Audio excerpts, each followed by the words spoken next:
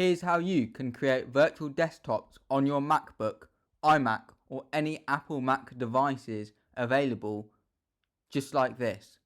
Let's get into the video.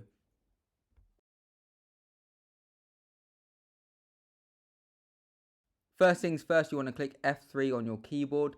You want to hover over the top where it says desktop, and now you have this that appears on the right. Click on the plus button and now you have a desktop called desktop 2.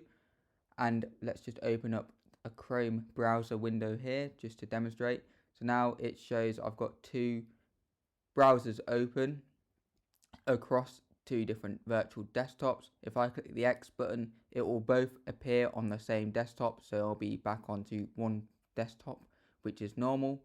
But if you want to add these virtual desktops, I don't know how many is the limit, but you literally just press F3 and then followed by hovering over the desktop option and then clicking the plus button, and as you can see, we can just quickly switch between apps just like that.